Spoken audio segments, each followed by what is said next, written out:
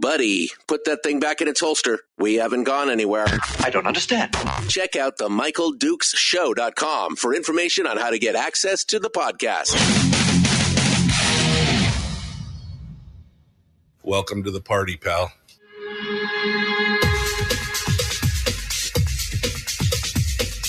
The Michael Dukes Show. The greed and the entitlement is astounding to me.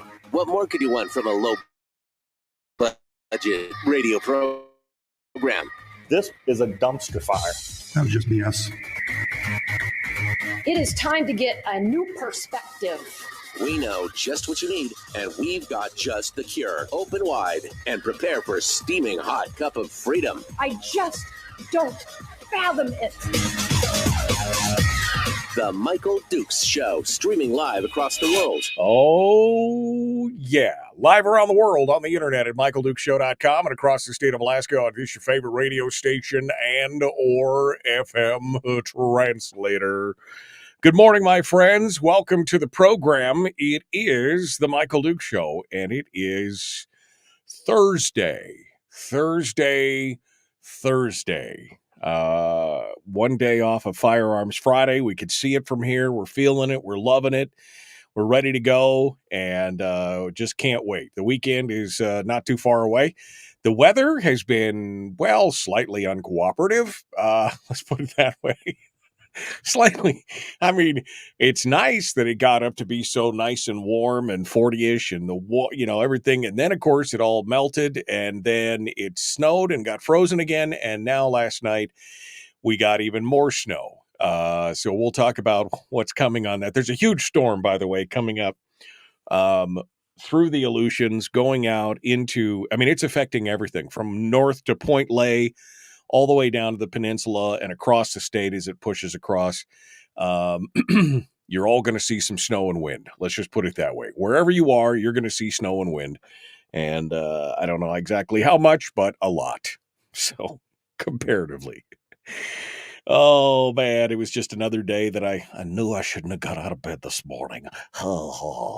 Yeah, it's snowing right now in Wasilla, and it's gnarly. It's gnarly out there. Be cautious out there. Be careful.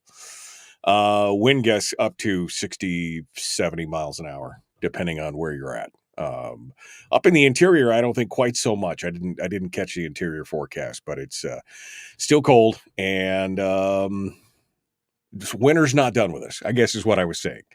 And I know it's very blasé to talk about the weather, but it's a big part of our lives here, and it is what it is. I'm still constantly amazed that I can be constantly amazed by Mother Nature. So I should know better. I shouldn't put all my hopes in what's going on. All right. So what's happening this morning? Well, in hour one this morning, it's just you and me. We may have a few phone calls in from friends of the show, or, I'm expecting maybe a call or two. We'll see what happens here for an update about what's going on in the legislature. But for the most part, it's going to be you and me. And I have some things to say this morning. I've got stuff and things. I got stuff and things to say this morning, and you might want to buckle up for that. Then in hour two, we're going to be joined by State Senator Mike Shower, who is going to come on and give us the rundown from his perspective. And we'll be doing that for the whole second hour, an hour two. And, it's like taking a sip from a fire hose. You let Mike go and he just, whoa, man, I'll sit back and relax for the next hour as he just goes to town. But I do have to remind you, if you didn't know, if you hadn't heard, if you haven't been paying attention, this weekend in Fairbanks is the big to-do on Saturday. Dennis Prager, founder of Prager University, host of the Dennis Prager Show, all-around good guy, critical thinker, scholar, gentleman, cigar aficionado. He is going to be coming up to Fairbanks. He's going to be there on Saturday. There is a luncheon from 11:30 to 1:30, at the Wedgwood Resort, the Borealis Ballroom there at the Wedgwood Resort. If you want, you need to get tickets for that. Tickets for that are $75, or I'm going to be giving away a couple more pair today during the show. So we'll be doing that. Now, again, you have to be in Fairbanks. I put a post up on my Facebook page about giving, and then people are like, sure, I would take it. And then I'd find out that they lived in Soldotna or someplace. They didn't realize it was in Fairbanks. It's in Fairbanks. You have to be able to get to Fairbanks by 11:30 a.m. on Saturday. So before you throw your hat in the ring for these free tickets, airfare not included, right? Highway gas money not included. You got to climb in the car and get to Fairbanks, 11:30 a.m. to 1:30 p.m. Those tickets are $75. I'm giving away 2 at a time. That's $150 value. So I have 2 more pair to give away. And for those of you who are members of the Common Sense Corps, the Common Sense Corps, that's our Cool Kids Club. So for you members of the Common Sense Corps who are in Fairbanks, I also posted up a thing in the Common Sense Corps that said if you wanted to go, let me know. That I might have had a couple extra tickets for you guys. But I posted that up yesterday, or anyway, I haven't seen nobody responded to it. So I don't know if there's just nobody in Fairbanks has logged on to the Common Sense Corps page since yesterday or not. But if you're listening to me right now and you're a member of the Common Sense Corps, you may want to travel over there and give me your name or put your name down to get drawn out of the hat there. Then on Saturday night at 5:30, there's an intimate private reception and dinner. Yep. Intimate private reception. Only 50 people. Only 50 people available at the Fountainhead, the Antique Auto Museum, 5:30. You get a 1 seat at the private dinner. You get a private VIP meet and greet with Dennis. You get to shake hands and, mingle. And then you get the chance for a picture, talk, whatever.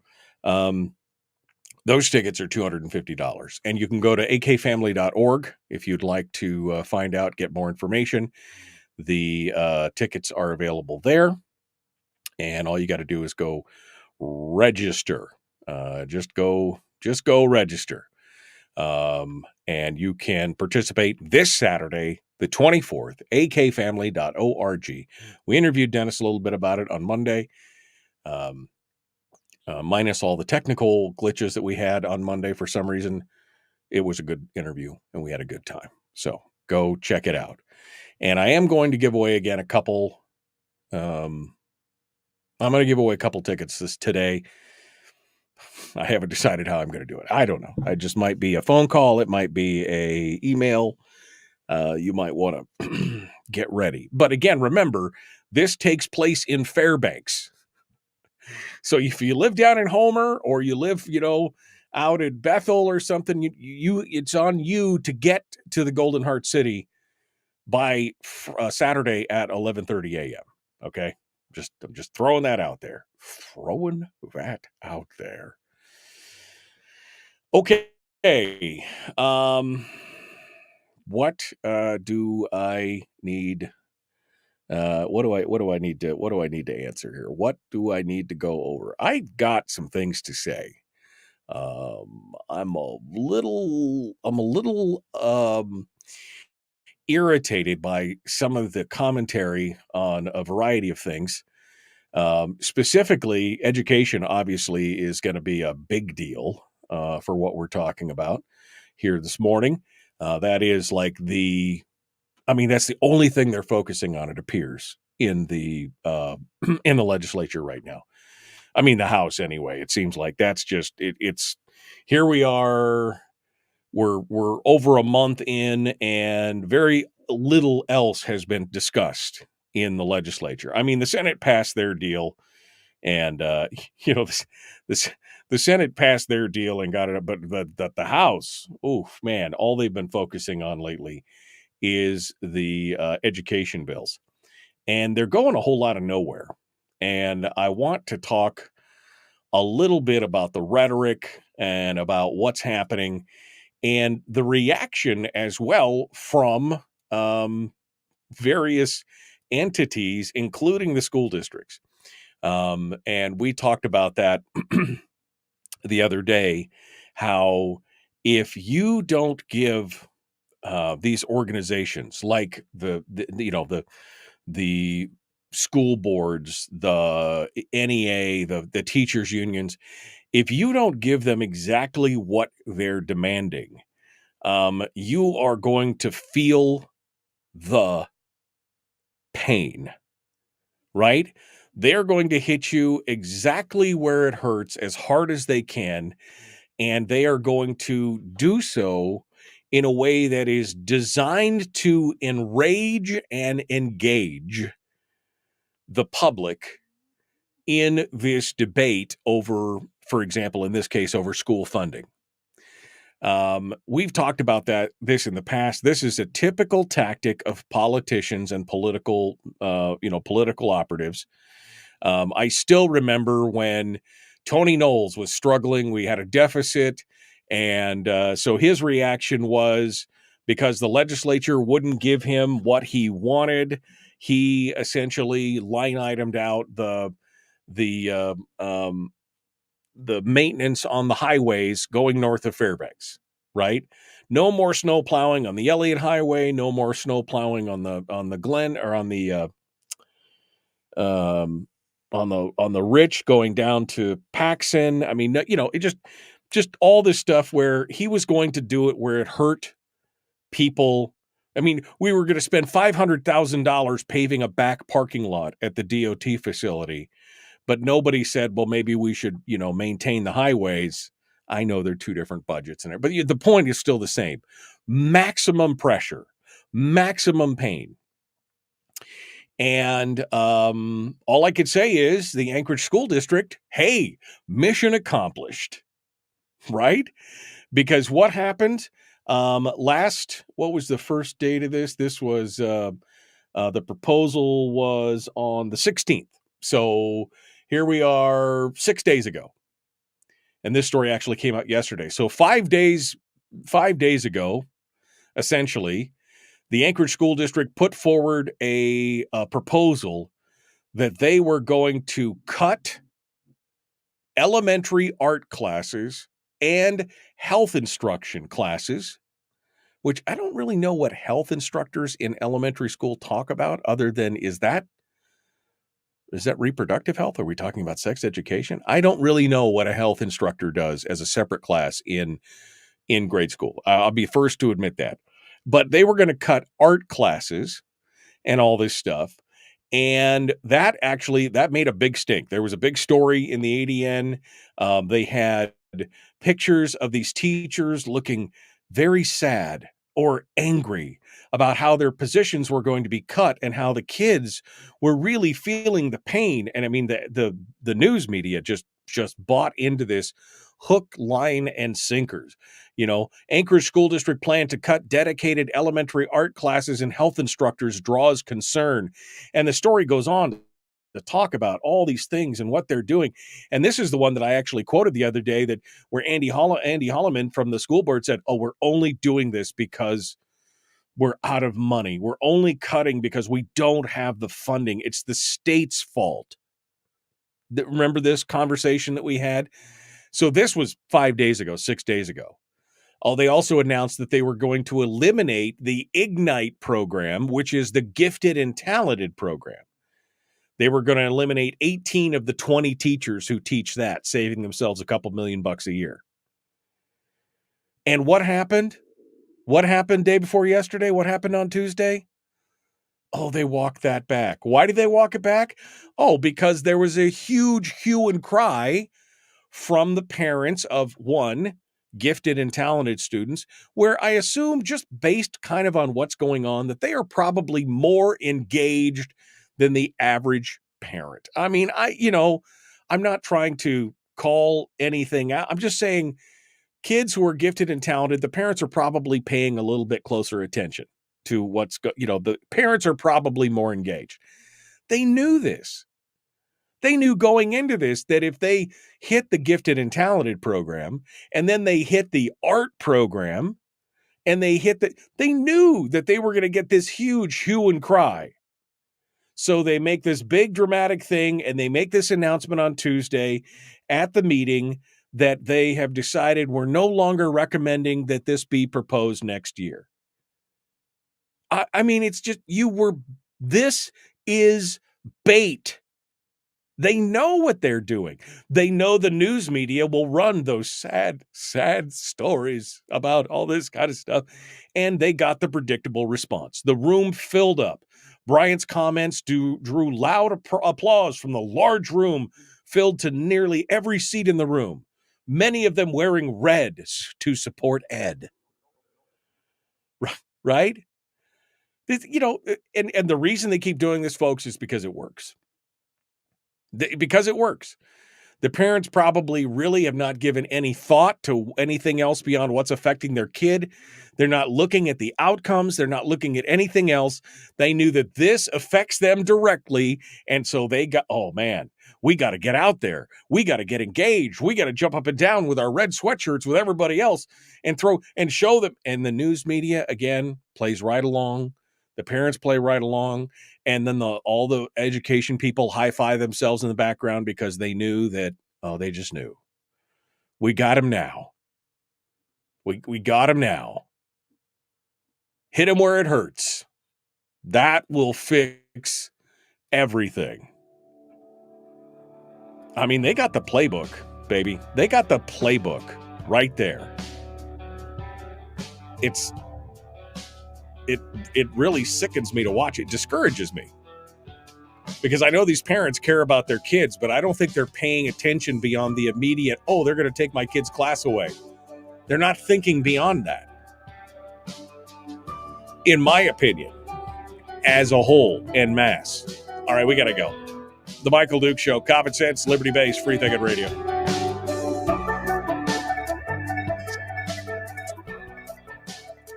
If you missed the show, you can listen to it on your time with Dukes On Demand. Oh, and it's free. Like America used to be. Streaming live every weekday morning on Facebook Live and MichaelDukesShow.com. All right, let me check my email. Somebody's telling me that there's a problem here. We've got a problem.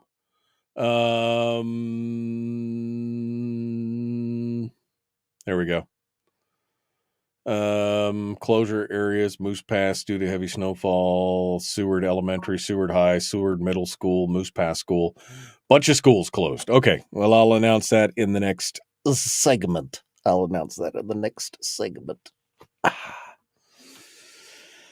Okay.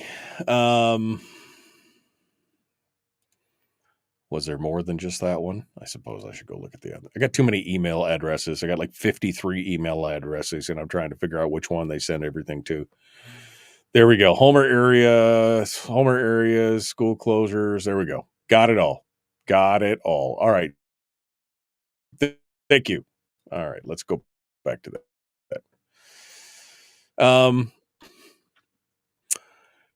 Cannot hear through the cobwebs this morning, despite 8 hours of sleep. I feel that sometimes. Good morning. Last night, the 6 amendments to the amendments didn't pass, said Lisa. No, I know. They just, and then at one point they're like, okay, we're going to adjourn till 11 a.m. tomorrow. Okay. That's okay. Yeah. Maybe they paid the kids to read the statements. Child labor law. Willow to Talkeetna is now closed, says Terry. They were expecting 14 inches up on the highway. So have they closed? Did they close the highway there? I didn't see that in the alerts this morning when I was reading the alerts. But why so many email addresses? Oh, if you only knew.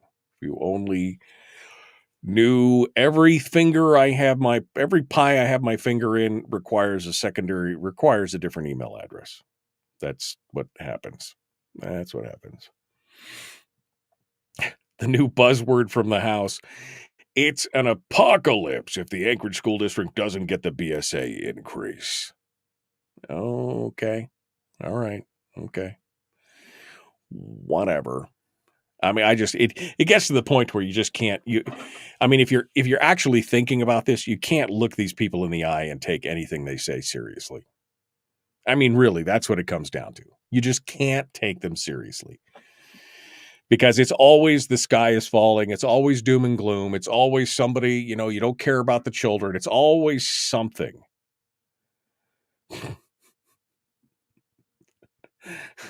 Sad that the NEA sweatshirts misspelled the word red as red. I missed that on it. I said red for Ed. That's all I saw was one t-shirt there, one shirt that said red for Ed. But I don't know. Did they actually? I mean, that would be hysterical, Donna, if they actually did that. That's actually funny. Okay. YouTube's is working. Okay. Good morning. Good morning. Good morning.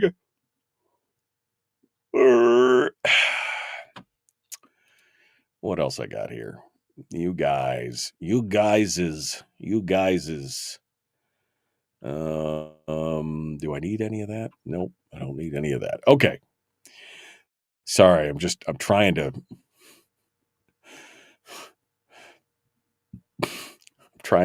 get my stuff here through the common sense core. Nope, nobody. Okay. All right. I'm just making sure that everything is hunky-dory and above board. All right. And click. Okay. All right. They should rename the school district to Doom and Gloom, says Chris. I mean, okay. Again, I now I understand even more why people are just embracing this whole idea of just schooling their own kids, because the nonsense that continues to go on with this kind of stuff is just exasperating, just exacerbating. It's exasperating and exacerbating. Say that 5 times fast. All right, let's get back to it. Here we go. The Michael Luke Show, common sense, liberty-based, free thinking radio. Like, share, subscribe, ring the bell. Let's do this thing right now. Go.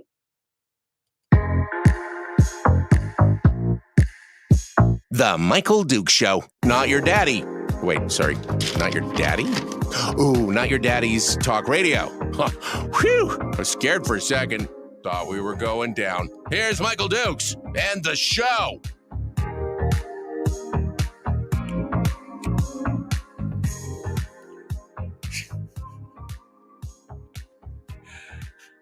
Gail in the chat room giving us the new quote apparently from the legislature. It's an apocalypse if the Anchorage School District doesn't get the BSA increase. It's an apocalypse. It's an educational apocalypse if we don't get what we demand.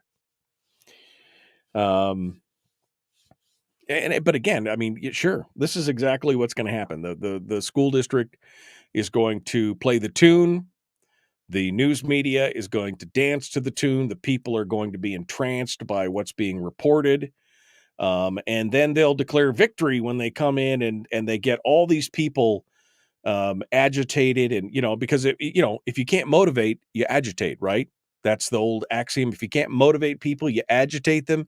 So if you couldn't get enough people on your side by motivating them about why you needed another $300 million in education spending for a BSA, then what you need to do is you need to agitate them. So then you start eliminating all their favorite programs that their kids really love. And you get the kids to come up and testify during the meeting.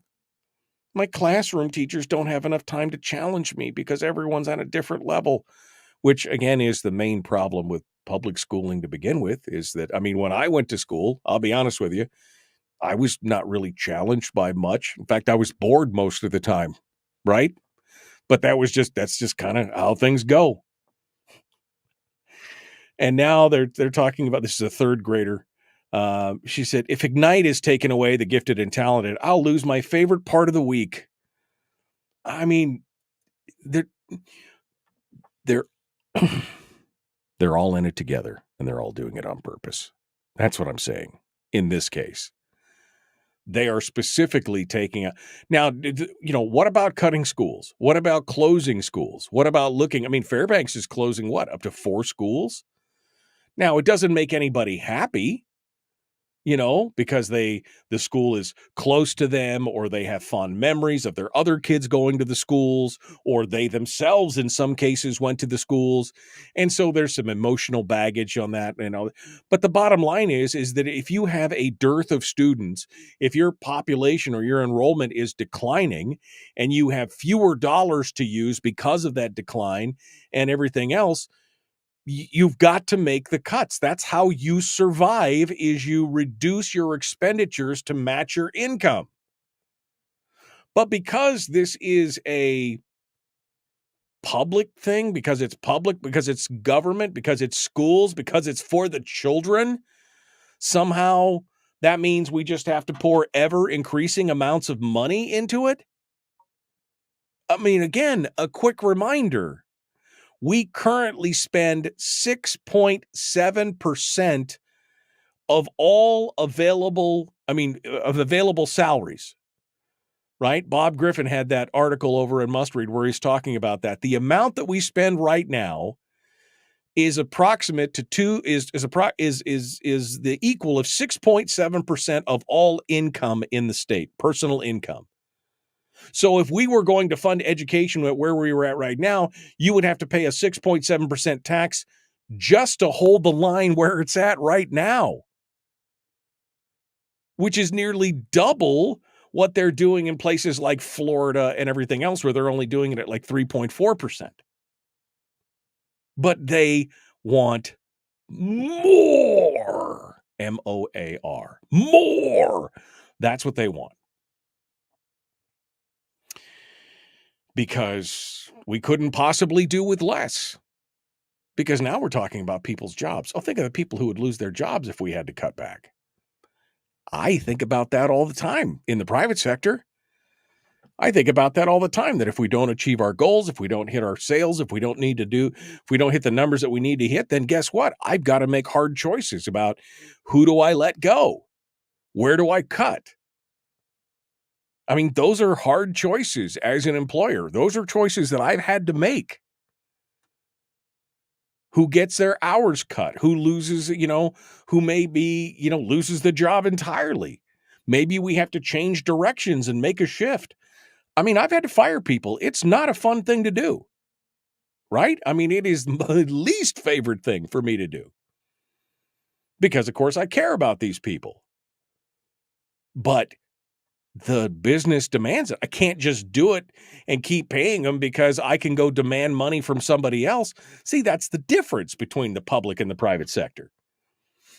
They just go hold up somebody else for money at the state level just by taking it from the PFD or whatever, and they can keep doing whatever they want. In the private sector, we can't do that.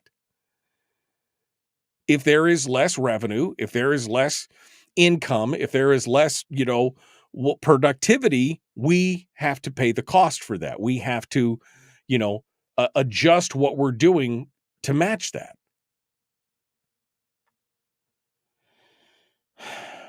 There's just amazing that this is where we're at. They continue, and this went from zero to hero. What really got them in the pickle on this whole deal was the fact that they took all those federal dollars, hundreds of millions of federal dollars from COVID relief, and they started plugging them into places that they were not supposed to. They used them as ongoing funds instead of the one-time funds that they were, and now all of a sudden they're like, whoa, wait a second, we're out of money now. Piss poor planning on your part does not constitute an emergency on my part, right? That's what it comes down to. I got some announcements. I forgot to do this when I came right back. There is a 2-hour delay due to the heavy snowfall down on the peninsula. Apparently, they got a lot of snow on the peninsula. There is a 2-hour delay for the southern peninsula for the following schools. Oh, God, here we go. You ready? Chapman School, Fireweed Academy, Homer Flex, Homer High, Homer Middle School. Ketchimack Silo, McNeil Canyon Elementary, Nikolevsk. I'm sure I messed that up. Nanilchik, Paul Banks Elementary, Razdolna, Vonesenka, and West Homer Elementary School.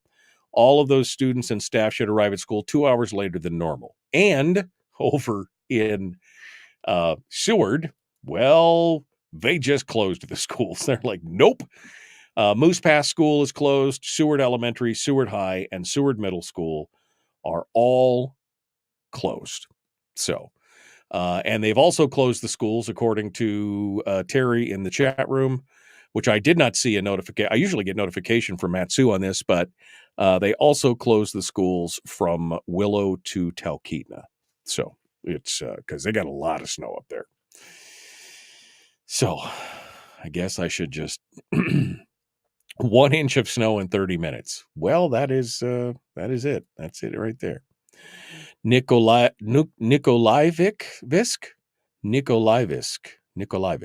All right. Thank you, Bill. He was correcting my pronunciation. Although I can talk like Russian, I cannot pronounce like Russian. Nikolaevisk. There you go. So we got it all good. It's all the ice on the side roads that's killing. I mean, I had an accident happen 15 feet in front of me yesterday. I was going home. I looked up and I said, that guy's not going to stop. And I stopped, and he ran through that intersection at 50 miles an hour and hit the guy right in front of me. I'm just like, ow.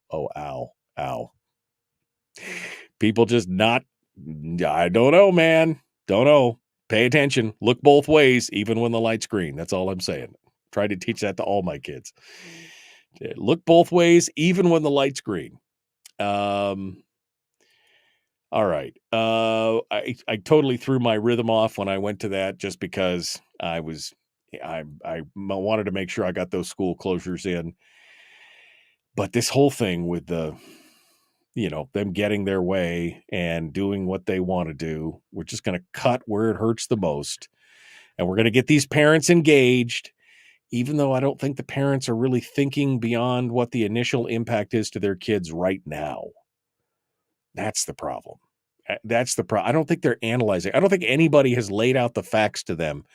Here we got 135,000 kids, and we're spending $2.7, $2.8, $2.9 billion on educating them, and yet we need more. That is 6.7% of all, of all salaries and income in the state, essentially, is going to that. And if you had to pay for it, nobody's laying it out to them like that. And they're not listening to this show, obviously. But it's pain. It's a pain point. That's exactly what it is. It's a pain point. All right. We got to go. We got to continue here in just a minute. We're going to continue right after this. I'll be back. The Michael Duke Show. Common sense, liberty-based, free-thinking radio.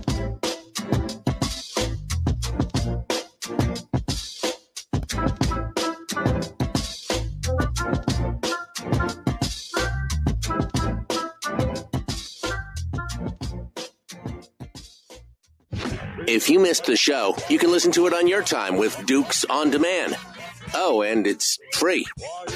Like America used to be. Streaming live every weekday morning on Facebook Live and MichaelDukesShow.com. Okay. All right. If I spray coffee on my feet, will they get moving? Anchorage, where red lights are optional. No, this happened at church. I was on the Parks Highway.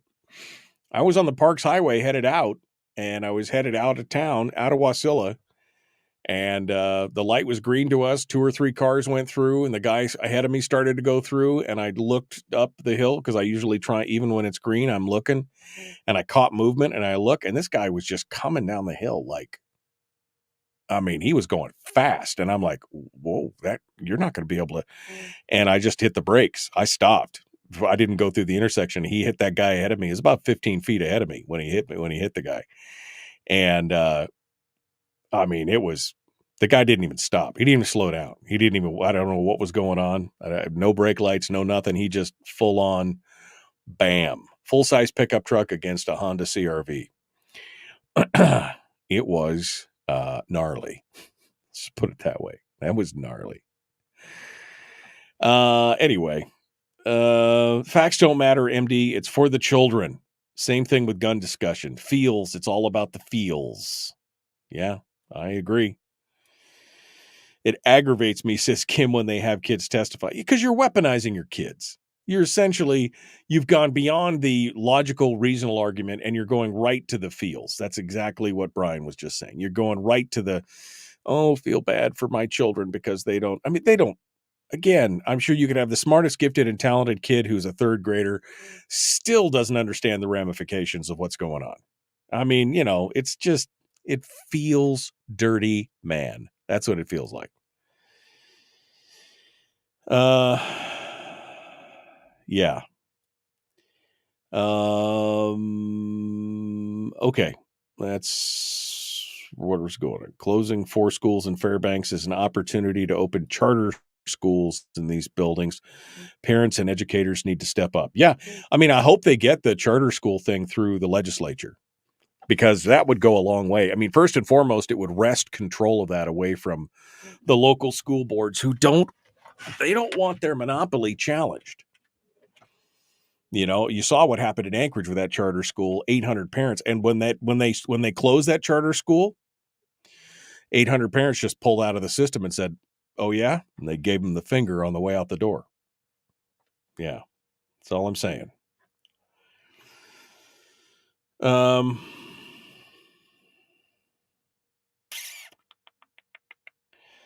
Using kids as a tool is despicable.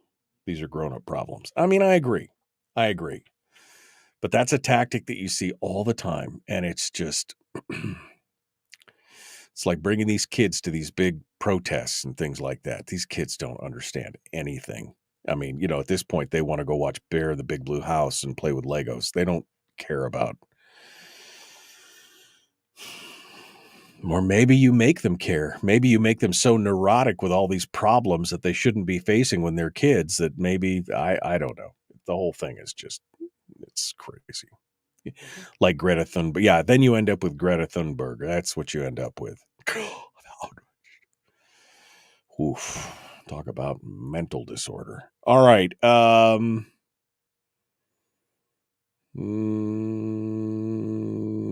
just going through here. As I said almost 4 years ago, that the cure for COVID would ultimately be worse than the disease. And I think you're right in many ways.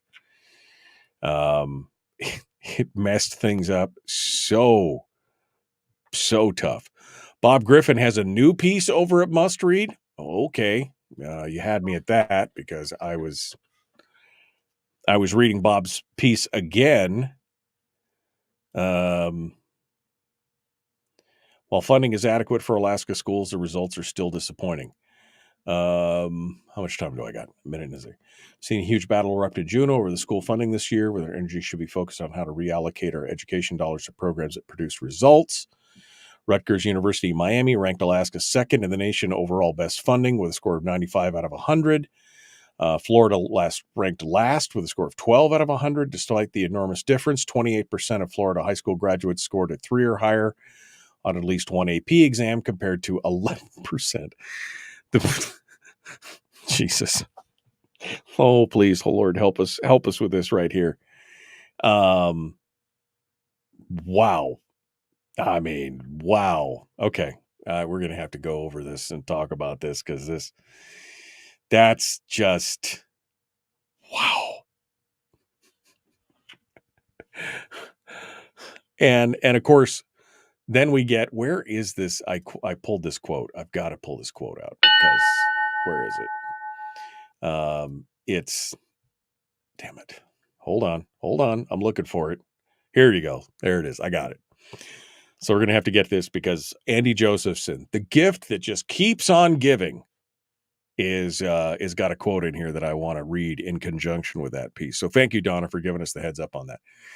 Bob Griffin's got some good stuff Let's continue ahead. The Michael Duke Show. Common sense, liberty-based, free thinking radio. Like, share, subscribe, ring the bell. Let's do this thing. Here we go.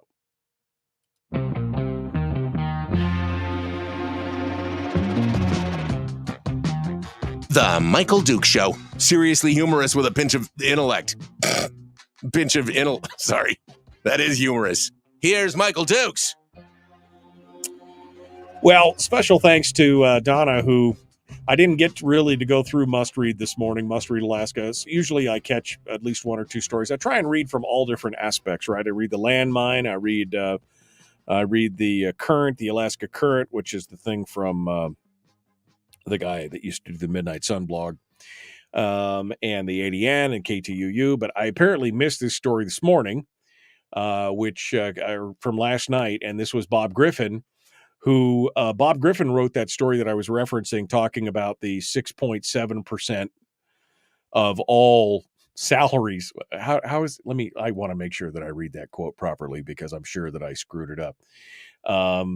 That he said, Alaska spending on K-12 in the last school year, 21-22, was equal to 6.7% of all personal income in the state. So if Alaskans had to fund K-12 at our current level without oil revenues, without all the other stuff that they just had to pay, it would take a 6.7% personal income tax on all Alaskans, rich and poor, with no deductions or exemptions, just to pay for K through 12 at the current spending levels. So that was the number that just really stood out to me from Bob's last story, which is you should read this. I'm going to post this in the chat room because this is great. So this is the old story. And then Donna pointed out to me that there was this new story. While funding is adequate for Alaska schools, results are still disappointing. Now, see, this is the part that nobody wants to talk about. This is the part that nobody wants to engage in and discuss because it shows how badly they've been doing with the money that's spent. So let's just dip our toes into the first part of this article. I'm not going to read the whole thing, but I'm going to read you the stuff that caught my attention I skimmed the article in this last commercial break. Again, thank you, Donna, for pointing it out to me. I missed it this morning. But, and by the way, Bob Griffin is, if you're asking who's Bob Griffin, he is on the board of the Alaska Policy Forum, and he also serves on the Alaska Board of Education and Early Development, but he's writing in his own capacity here. So this is just his own personal opinion, not as an official of either organization. So Bob starts by talking about, we're watching this huge battle in Juneau. This is, we should be focusing on other things like reallocating education dollars to produce better results instead of arguing about whether we need more MOAR money than before. Then he goes on to talk about a January 2024 joint Rutgers and University of Miami study ranked Alaska second in the nation overall for best funding adequacy in 2021. That's the last 2021-2022 school year, right? In best funding adequacy with a score of 95 out of a possible 100. This goes back to what we were talking about before. We are spending 2.9, 2.7, 2.9. I get the numbers. I keep getting different numbers from different people. Let's just say 2.8. We'll split the baby and say it's $2.8 billion on what, 135, 140,000 students across the state. It's a huge number. So we score a possible 95 out of 100, second in the nation overall for best funding adequacy. Now, Florida was ranked dead last in the study with a funding adequacy score of 12 out of 100. And in fact, Bob used Florida as an example when we are at 6.7% of all personal income. That's how much the spending on K-12 is in Alaska. In Florida, it was 3.1% of overall. That was their cost to overall. So we get to this story about how Florida, well, they're 12, they're dead last. Now, despite the huge difference in fiscal effort, meaning Alaska was almost first, almost number one in funding, and Florida was dead last in funding. In spite of that, 28.8% of Florida high school graduates scored a 3 or higher on at least one AP exam. That's the third highest in the nation, despite being the last in funding. Compared to Alaska, where we were 45th, with only 11.9% scoring at least 3 or higher on an AP exam. I mean, that says it all. Now, the study accounts for cost of living differences between locations and judges' funding adequacy, and talks about, primary salaries, and goes through this whole thing and talks about all this stuff. And the bottom line is that we are still performing. We are number one or up near the top in number 1, 2, or 3 for funding by the various metrics. And yet we continue to fail when it comes to delivering an adequate product for our children, for our future. It's non-existent. And it is just insane that we keep just pushing this. It's just like, this is it. This is what we need to do. We just need MOAR, more money in everything that's going on. And anytime you talk about the educational component and the outcome, like we have to have some metrics, we have to have some performance increases, they say, well, no, you can't do that. You can't do that. That wouldn't make any sense. In fact, in the article from the Alaska Beacon yesterday, Andrew Kitchenman had an article in the Beacon, and he was talking about the debate yesterday on the education bill. And he said majority caucus Republicans were unsuccessful in adopting their preferred version of the bill, which included the charter and correspondence school changes, as well as a $300 BSA increase. Rep. Justin Ruffridge from Soldotna had said last year that a $680 increase was needed by his schools in his districts, but on Wednesday, he voted against that increase. So again, credit where credit's due. Good job, Justin. Thank you. He said, I would say nothing is dead. We're working through the process. David Eastman spoke against amendments to increase the school funding formula, noting the state's low ranking among the states in student test scores. Again, this is why, I agree with David on so many things. And then anyway, my question is, if we were to increase this amount, would we expect an increase in our performance? Or would we expect the same performance that we've had recently? To which Andy Josephson, the gift that just keeps on giving. This is the guy that sat through 4 hours of testimony on the dividend, demonstrably and overwhelming in favor of paying a statutory regular dividend, came back to them and said, you guys just don't understand what the issue is. I kid you not. I cannot kid you on that. Literally. Andy Josephson rejected linking funding increase to test score outcomes. He said, fundamentally, I'm bothered by the idea that these are widgets, and that if we just make the widget cheaper and the factory faster, somehow we'll spit out a better product. Okay, so first and foremost, that's not what they said.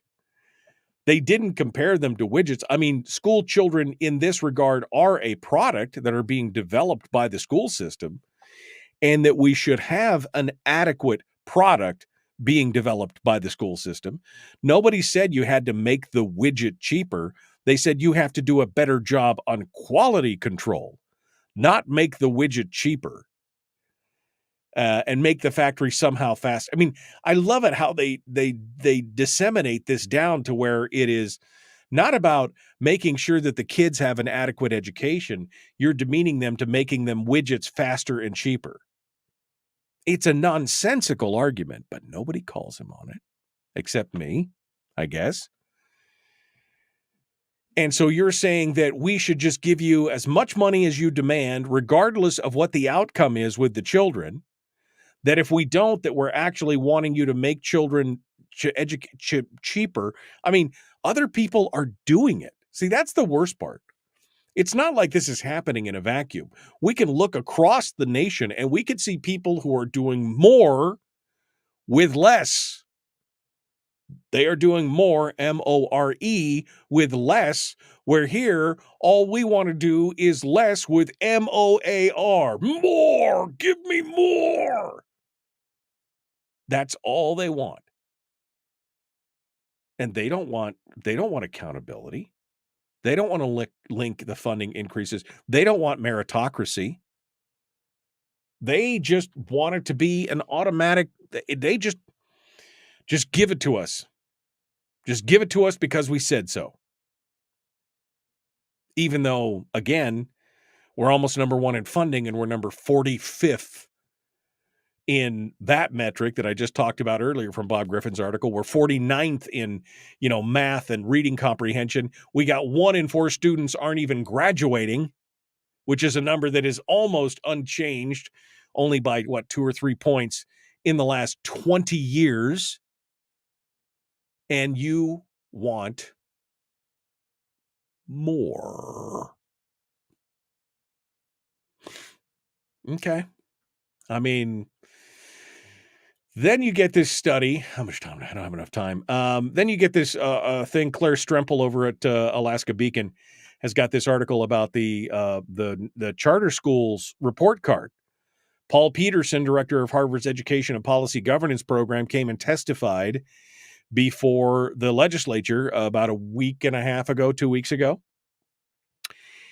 And when he did this study on charter schools across the country, he was not expecting Alaska, whose public schools consistently rank in the lowest performing category, 48th, 49th, 50th. They did not expect Alaska's charter schools to be number one. Did not expect it. And immediately, of course, the people from the Alaska Association of School Boards, because we got to protect the industrial complex, were questioning the study about, how does this, we just don't even, I just don't know. I mean, I could have a whole segment on just this story alone. Maybe I'll save this for later. We'll talk about this. All right. Well, I got to go. Hour 2's dead ahead. The Michael Duke Show. Common sense, liberty-based, free-thinking radio. Mike Showers up next. Stick around.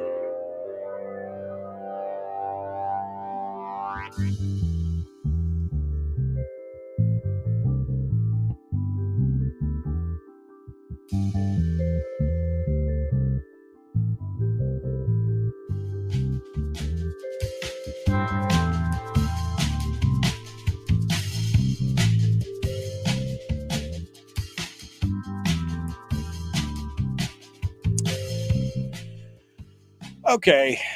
I mean, God almighty. I don't even know what to say. I'm going back here. Winds were scary fast last night. However, there was much rain and a trace of snow. It's 35 degrees in Kenai. Oof. Yeah, I mean, it rained so hard on, was it Tuesday night to Monday night, whatever it was. And then it snowed yesterday morning. That made it fun. And then here the rest of it is. It's just one of those things. All right. Let me see if I can. Let's see if this thing actually works. Hello. Good morning. This thing never works the first time. I always have to call you back. So give me a second. I don't know what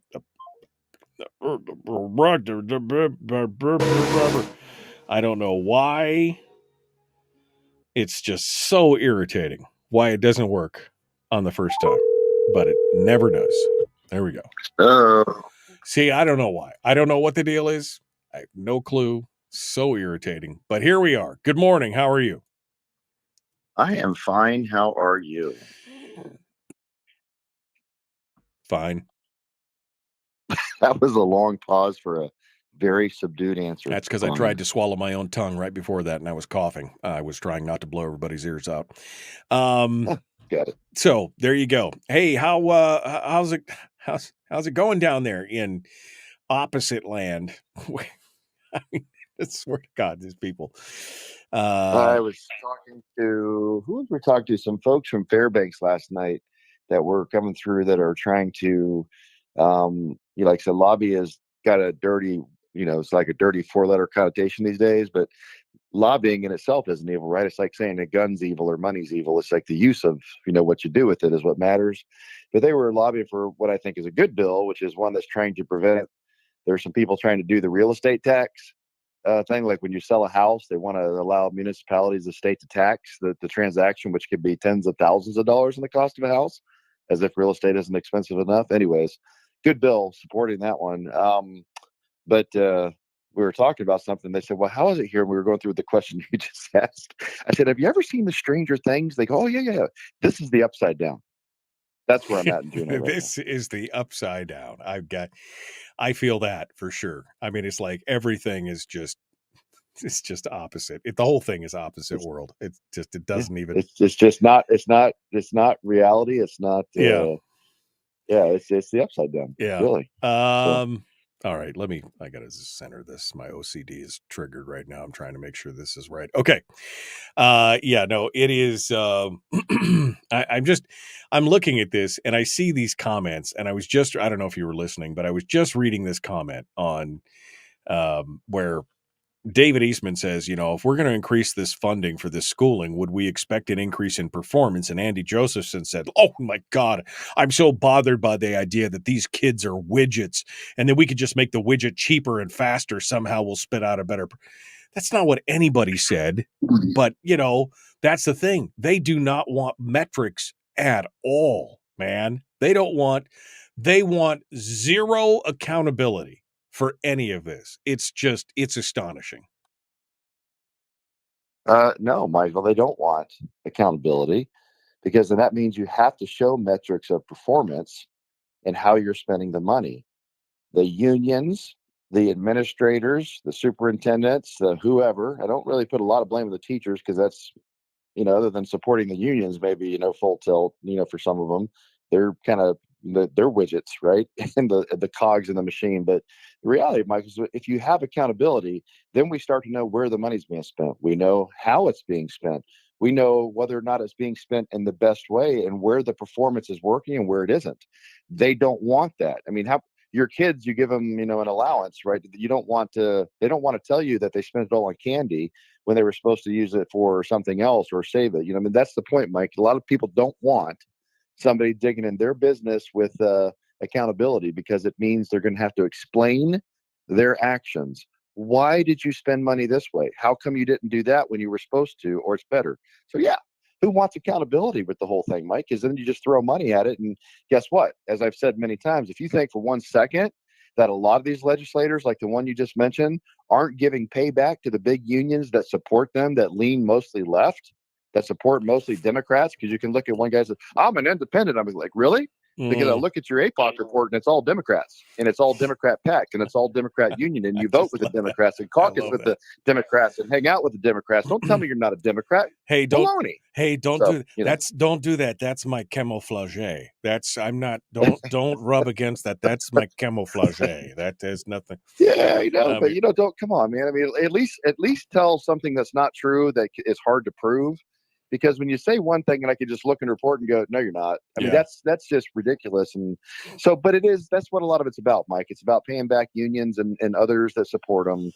And it's about propping up. It's about propping up the education industrial complex. I'm using that phrase from now on because it is like the military industrial complex. It's the education industrial. They are protecting themselves from everything else, regardless of what they're producing or what's going on. As long as they are protected, it's all good. Tuckerman says only 95 out of 100 as far as funding. That's what Alaska got number 2 in funding. It's who said the apocalypse quote? I know somebody else quoted that earlier. I need to go back and pull that. I want to know if it's an apocalypse, I want to know who said that so I can go pull that quote. So whoever said it earlier to me and posted it in the chat room, I need to know who said that so I can go pull it. All right, we got to go. Don't go anywhere. The Michael Duke Show continues right now. Here we go.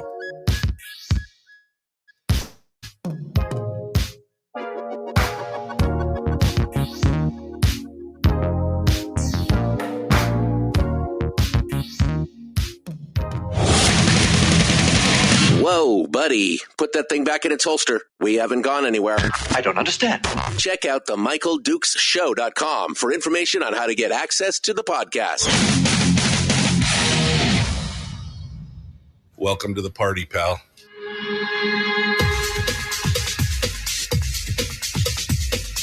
The Michael Dukes Show. The greed and the entitlement is astounding to me. What more could you want from a low-budget radio program? This is a dumpster fire. That was just BS. It is time to get a new perspective. We know just what you need, and we've got just the cure. Open wide and prepare for a steaming hot cup of freedom. I just don't fathom it. The Michael Dukes Show, streaming live across the world. Live around the world on the internet at MichaelDukesShow.com and across the state of Alaska on this your favorite radio station and or FM translator. Good morning and welcome to it, hour 2 of the big radio broadcast, the Michael Dukes Show. Good morning and thank you for coming in and joining us. A couple of quick announcements. If you are down on the peninsula, there's a whole lot of stuff going on down there. Schools are closed. In the Seward area, Moose Pass, Seward Elementary, Seward High, and Seward Middle School are all closed. If you're down on the lower peninsula, southern peninsula, they've got a 2-hour delay today. All staff and students should arrive at school 2 hours later than normal. Bus route pickup times are 2 hours later than normal. If you don't think it's safe for your kid to travel to school when school is open, please keep your students at home. The following schools are affected by this 2-hour delay: Chapman School, Fireweed Academy, Homer Flex, Homer High, Homer Middle School, Ketchum-Silo, McNeil, Canyon Elementary, Nanilchik School, Paul Banks, Razdolna School, Vanesenka School, West Homer Elementary School, and Nikolaevsk. I screwed it up. Nikolaevsk School. Nikolaevsk School. It is closed for 2 hours. You will be late for 2 hours today to Nikolaevsk. Anyway, those schools. Plus, if you're up in the South Central area in the Matsu, apparently all the schools are closed from Willow to Talkeetna because they got like 1 million inches of snow overnight. So that's that. Secondly, this Saturday in Fairbanks, Dennis Prager's coming to town. I've got tickets. I've got 2 pairs of tickets to the luncheon. And anybody who can get to Fairbanks by 11:30 on Saturday that wants to win the tickets, not people who are down in other parts. I had some people say, I want a ticket. And I'm like, well, okay, it's in Fairbanks. Oh, well, I can't go. Well, then if you want tickets, you have to send me an email, me@michaeldukeshow.com. The subject line must say, pick me. You must tell me why you deserve the tickets in the body of the email, and you must include your name and your guest's name. If any of those things aren't there, you don't qualify. So pick me in the subject line, why you need it in the body of the email, why you deserve it. This is going to be arbitrary, but I'm just making decisions here. And finally, you must include your name and the name of your guest. If any of those things aren't there, you're out the door. Okay? Also, if you're a member of the Common Sense Corps, I have 2 tickets for somebody who's in the Common Sense Corps in Fairbanks. Go to the Common Sense Corps Facebook page and claim those tickets. They're right there. There you go. There you go. There you go. All right. Hour 2. It's normally Wednesday, but now it's Thursday. But Mike Shower is with us, and he's here to tell us all about everything. I mean, this is not fair to Mike because I came off of a tear in the last hour and I'm just kind of dumping it right on him. Mike, this whole idea, and you actually proposed this last half of the session, that you would increase the student allocation. You would support that if they had some metrics and some accountability, and they had some things where, we're not, we want to match the funding, and we want to, link the funding increase to outcomes, to score outcomes. Like, we want you to produce a good product, and you'll get more money if you produce a good product, and you will immediately riddled with proverbial bullets, right? I mean, this is a non-starter for most of the people in the legislature. Well, yeah, Mike. I mean, look, like devil's in the details, right? I'm not automatically for raising the BSA, but like I told you, I'm willing to entertain that thought if there were some things we want. Because look, the BSA increase, like we were talking on the break, is mostly big unions. A lot of payback going on for legislators that got support, but from those unions, from money and manpower to get elected or reelected. Everybody knows that. Just don't try to sit here and lie to say, well, that's not how, yeah, that's absolutely how it works. We all know that. Nobody's stupid enough to not know this is about payback and, that kind of stuff. But that being said, I can look at the BSA increase and I might be able to vote for that. I'm not going to say I would yet.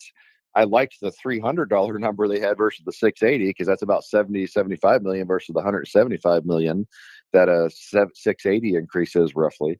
So, and remember, then we're stuck with it. That's not like a one-time thing. We can go up and down based on how the economy's doing. We're stuck with that sucker. It's forever. Forever.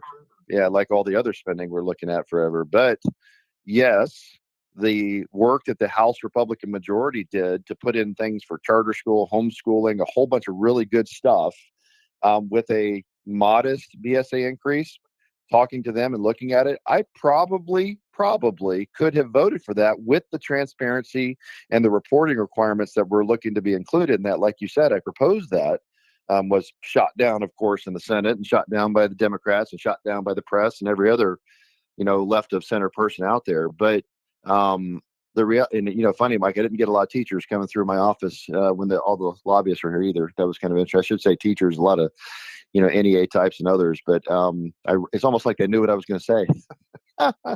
Right. But the reality is like, they think, well, you just, it's like I always say, my joke now, it's for the children. When I say something on the floor that's important, because how do you argue with that, Mike? You got to give them more money. You got to give them whatever they want because it's for the children. And yes, that is sarcasm. But my point is, Mike, is like spending money, like all things, like us on the radio program right now, talking people, your listeners.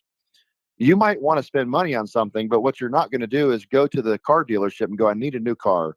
And they go, okay, give me $85,000. I'll give you one. Well, can I see what the car is going to be? No. Can I see what's in the car? No. Can I see what the terms of the payments? No. Just give me the money and trust me. That's kind of what's going on here, like buying a house or anything else. You would never do this in your personal life. You would never just throw money at a problem. You wouldn't just keep giving money to your kids. The example I used in the break for more, allowance if they spent it all in the first week and it's supposed to last a month, right? Kind of the same thing. It's like, well, wait a minute. I gave you $100. I mean, that's for the month. They go, well, I've spent it all on what? I can't tell you. I'm not going to tell you. You'd be like, screw you. I'm not giving you more money. Deal with it. But this is how we do work here in the state and government in general. It's like, well, just give us more money. Well, tell me what happened. How did you spend it? Why did you spend it? Why are you out? And by the way, you promised me a nice pickup truck for that $85,000. Instead, you gave me a Ford Pinto.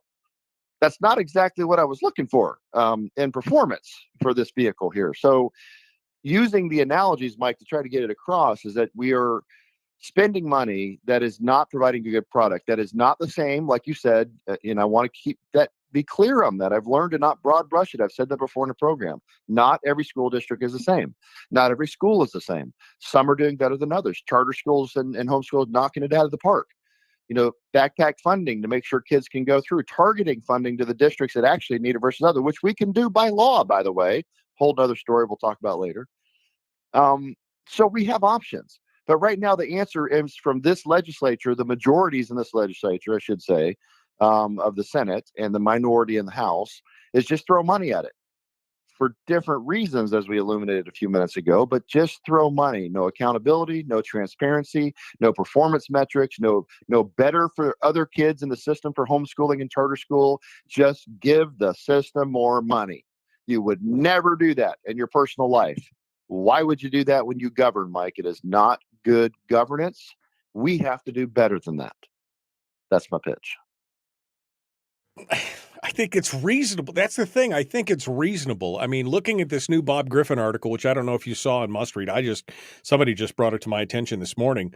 I mean, looking at the amount of money that we spend, we're number 2 in the country, 95 out of a possible 100 score on this school funding for what they call funding adequacy.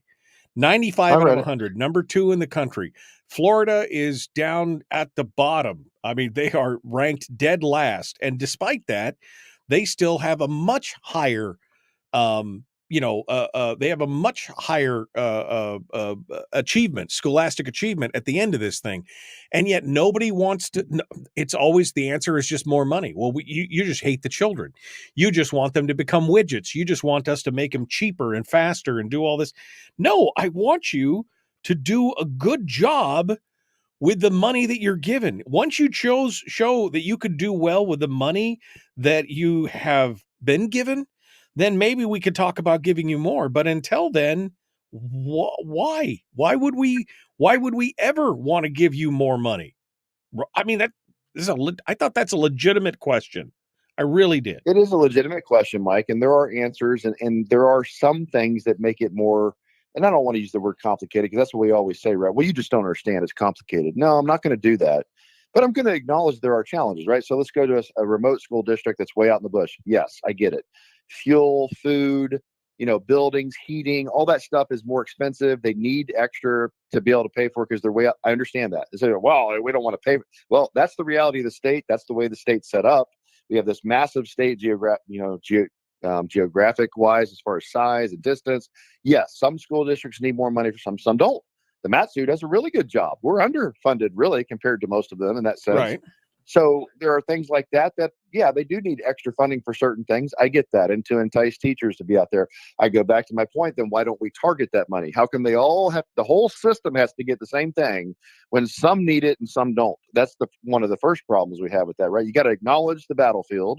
It's a little different. It is more challenging for some districts than others based on some of those logistical type things that you have to deal with. And some don't need that same amount. So why couldn't we target? And by the way, the ones we would target the money are the smallest ones, which ironically would be cheaper for us as a state because we'd be focusing money on the places that have less children, right, to be schooled, but they're the more expensive ones. When you don't need that money in Anchorage, or Anchorage should take care of itself and not continue to build buildings that they don't need when they're actually losing students to homeschooling and charter schools and moving to the Matsu because Anchorage has lost its doggone mind. So it's a broader thing to look at, Mike. And another one of the problems is we try to pound the square peg in a round hole. It's like all school districts are the same. They're all going to get the same funding no matter what. And I go, that's not a good answer because there's no flexibility in the system. In addition to no transparency or very little and no accountability, there's no flexibility because we're not allowed to target. We actually are, but we don't target the ones that actually need it. And then do those things. And then, like I said, when you add, Mike, the final nail in the coffin to me is when you add that we are one of the highest expense K through 12 systems in the nation, spend about the most of any state in the nation, and all they want to do is throw money at the same system that's gobbled it up without that flexibility, transparency, or accountability, and without giving the teachers that actually need the money for recruitment and retainment have not gotten the raises while we've increased spending by a third over the last 2 decades. Why, in God's good name, would you actually improve or increase funding for that same system with no accountability or changes? Because they're just going to gobble up the money like they did before. And the teachers aren't going to get it. And that's what I don't understand the teachers' support of the NEA. Because the NEA, for all of their talk, has never had a hard push to make sure the teachers get the money. They just want the money in the system because then guess what? The union gets the money because they get it via dues and all that stuff, right? So I don't understand how people go, we just throw more money at the system. The system isn't doing any of the things we just talked about for the last 10 minutes. If we're not going to do that, you're not going to change anything. And if you're not going to change anything, you're not going to be successful, most likely, in improving your metrics. So none of this makes sense to me at all, which is why I could support probably what was coming from the House. It was a modest BSA increase. Right. Didn't go crazy because we haven't learned all of these other things we're discussing, transparency, flexibility, accountability. But it had some really good stuff in it, Mike, talking to folks as far as charter schools and other things that we really, really need to do. And so I feel I'm I hope that something comes out of the House. They're able to find some agreement. But, you've got the House minority, working with the Senate majority to undercut this whole thing, because the Senate majority seems to just want to do the same thing as the House minority. They just, even with all the Republicans that are in the Senate majority, it's like, just spend money. I just don't understand this, man. It doesn't pass like I said, Mike, doesn't pass the common sense test. It just doesn't. Mike Showers, our guest state senator from District O. It's an OMG. We are about to go to break and come back. When we return, I don't know what we're going to continue to talk about. It may be education. It may be defined benefits. It may be election stuff. It may be, I don't know. You're going to have to wait. You're going to have to wait to find out. You have to come back and find out what we're going to talk about. It'll be something good. And we will continue. The Michael Duke Show, common sense, liberty-based, free thinking radio. We'll return with more in Mike Shower right after this.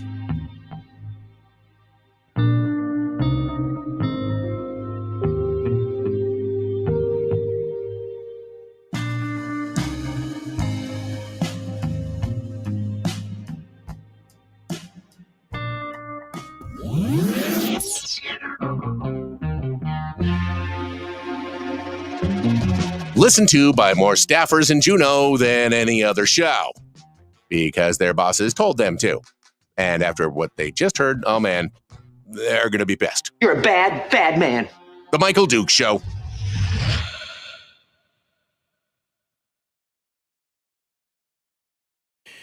Okay. Mike Shower is our guest. Harold, there are 0 requirements for any of the 54 districts to focus on classrooms and classrooms support. He says the BSA... I can't argue with that. Yeah, the BSA isn't the magic lever to improve schools. The BSA is simply the end factor to calculate the cost differential across the state.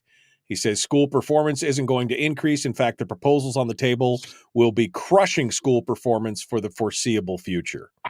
I mean, it's one of the few times that I agree with everything that Harold's saying on this stuff. I mean, we've got, this BSA, they keep acting like it's for the children, but it has nothing to do with the actual education outcomes. This money is not mandated. In fact, most of the time, the lion's share of this money never makes it into the individual classrooms to teach the students. This is about propping up support staff, administration, and the actual brick and mortar costs of the schools and keeping them open and expanding them. That's what it's about. It's not about making things more efficient or doing more with what they have. It's about keeping what they have going. Well, I'm not really going to try to argue with that, Mike, because I think that's probably valid. And, that's state in general. I mean, do you see the big public unions and the rest of them all talking about how we're going to have more accountability and we're going to do a better job of stuff? Nope. The answer is always just we want more money. That's typically what they say. So, and right now you have a legislature that seems to be a majority full of those that are just fine spending more money. And, I'm going to go back and we'll talk about this on the radio, because you said what are we going to talk about in the next segment. But I'll ask you this question, Mike. Remember the movie Gladiator? And he's at the beginning of the movie after the big battle. They go in the couple senators talking to the young guy that's not the emperor yet, but he kills his dad a little later. Right. And he's like, be careful talking to this senator. He'll just say Republic, Republic. And, they get one guy's going, well, why not? Rome was founded as a republic. I feel like sitting here a lot, we are like that, except instead of saying republic, it's public. Like around here, the answer is always like public, the public. It's all about the public sector, right? That's all we talk about. Where is the discussion anywhere in the Alaska legislature about the private sector, about limiting government regulation, growth, expense at the cost of the private sector that really does fund everything? It's a handful of public sector employees compared to the amount of people that work in the private sector.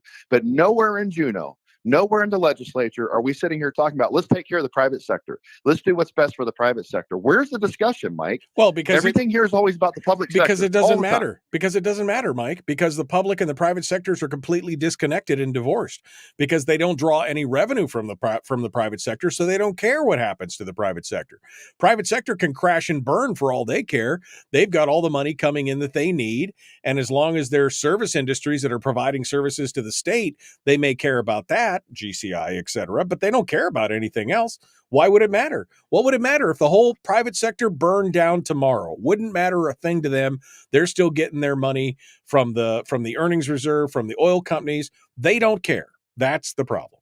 Well, the oil companies are part of the private sector, Mike. Last time I checked, that's where they work. They're not government employees. Those oil companies are private sector. Your ancillary industries across the board are private sector. Your health industry, generally speaking, is private sector. Your mechanics, your grocery stores, your gas stations, your entertainment industry, those are all private sector things we rely upon. So I understand what you're saying, and I know it's kind of a rhetorical question, but the reality is, without a private sector, you don't have a public sector. Now, Alaska is a little unique, right? And you're mentioning that because we have this massive permanent fund that we're now going to take every penny for, again, yelling private, public sector, right? It's all public sector. And that makes us unique because we have money to pull on that a lot of states don't. So was that the bell going off? That was the bell. Can you believe it? That's I'll hold on. That's 5 minutes right there. All right. We're going to continue. Mike Shower is our guest, and then we'll give him free reign on not like he didn't have free reign the last segment, but we're going to give him free reign in the final segment to talk about whatever the hell he wants to talk about. Here we go. The Michael Duke Show, common sense, liberty-based, free thinking radio. Let's do this.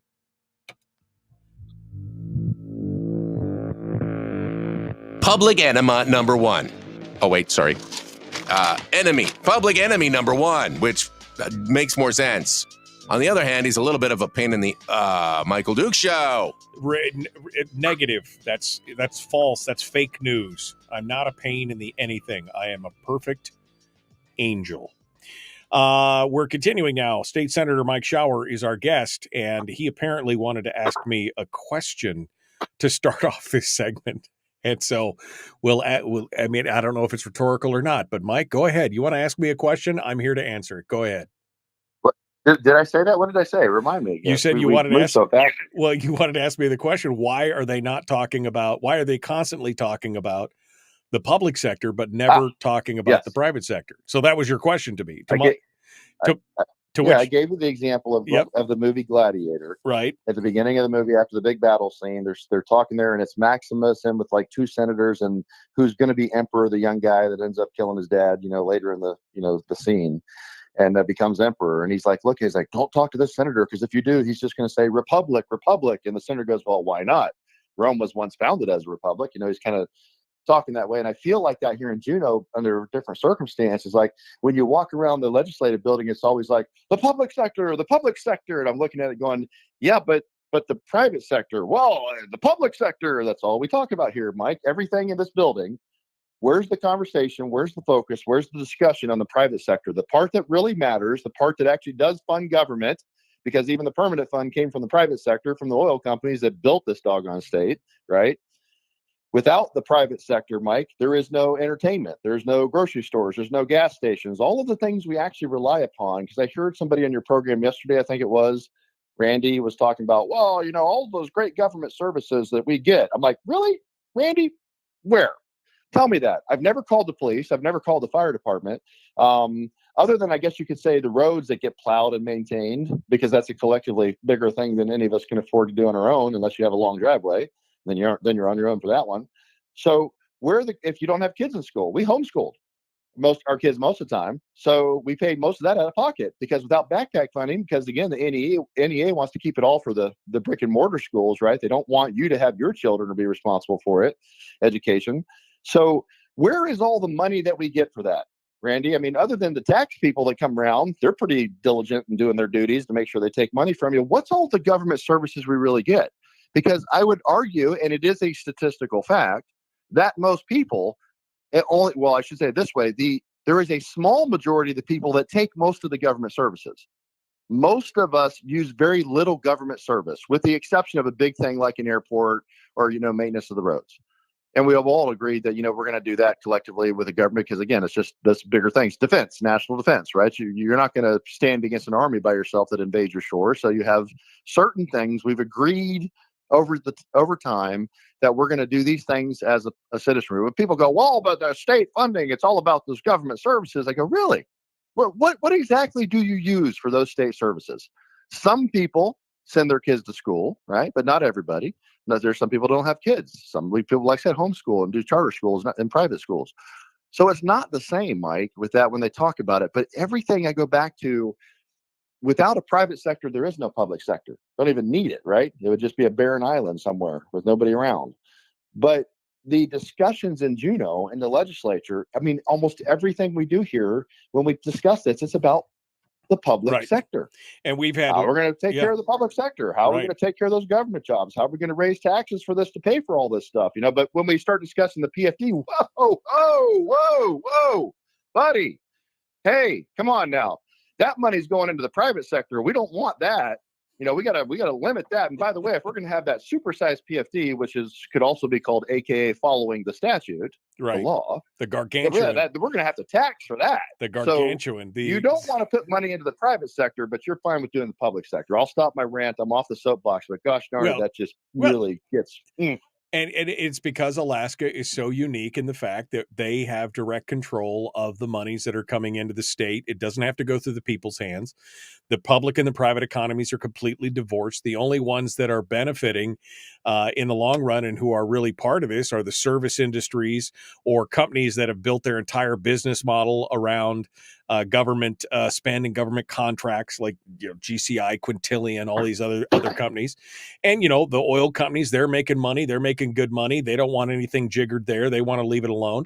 But they don't care about if the private economy was nothing more than the service industries that allowed the state to function, the legislature would be just fine with that. If there was one grocery store that served all the government employees and if there was one of everything, they would be fine, and they don't care. Because unlike every other state where they have to draw their revenues from the public, from the private sector, it doesn't matter to them. And as long as their stuff is protected and they are protecting their spend, regardless of what the outcome is, this goes back to the metrics and the achievements scores in school. As long as they're protected, that's all they care about. It doesn't matter if they have fewer kids. Doesn't matter if they have a lesser demand for that product. You can't ever fire anybody. You've always got to protect those people. And it doesn't matter. The private sector can do what it wants. It could burn for all they care. That's basically the bottom line. But isn't that so short-sighted when you think about it, Mike? Because at the end of the day, without the private sector, the public sector will fail. There's only so much money to draw on. And even like I said, you can go back, well, we got the permanent fund. You do, but if you were relying on just the permanent fund earnings for funding this government, you're going to chop it nearly in half. So there goes your public sector as well. If you were to kill the oil industry, which we seem to be, on this, we're hell bent on doing that in this nation, not everybody in the state necessarily, but even some people in the state and in the legislature now are green and anti-oil. They don't always say it out loud because they know that's not going to be a popular position. But again, Mike, take out the funding from royalties and taxes, and see where that puts us budget-wise in the state. You want to talk about some spending cuts? Whoo, boy, let's just chop a third of the state spending gone right off the top. There ain't going to be no more BSA increases. There's not going to be much of anything. And by the way, a whole bunch of people are going to leave too because there's no more jobs. So everything has consequences. That's a lot of what we were discussing yesterday with those real estate folks. It's like these things where people go, I want to pass this law so that we can tax, these transaction taxes. Say that 3 times real fast. For trying to, allow municipalities and the state, depending on how was to work out, the ability to tax, the sale of a house. It could be $20,000, $30,000. People can't afford to live as it is, and you look at the price of goods as it is, right? And how much that costs. So Now you want to have a transition tax. I look at it and go, so that depresses what? That depresses the real estate market. It makes it harder for people to buy a house. It's going to mean realtors have a harder time making any money. It's going to mean builders are not going to be able to build more houses because it's going to be harder for them because it's going to be more expensive, which means you're not going to be able to get that cheap housing you're looking for. That's going to depress the entire economy. It's going to affect all the other ancillary jobs that come with the money that people make those jobs that then they spend on other services. So the whole thing has unintended consequences because you had a feel-good bill. Right. Or you wanted to do something that was better, Well, or whatever it is. But we're not thinking about the effect on the private sector in the long term, which affects everything we're doing. I read it in one of the news services yesterday. They were complaining to Biden, telling him this over-regulatory, administration that you have become is going to cost us 1 million jobs.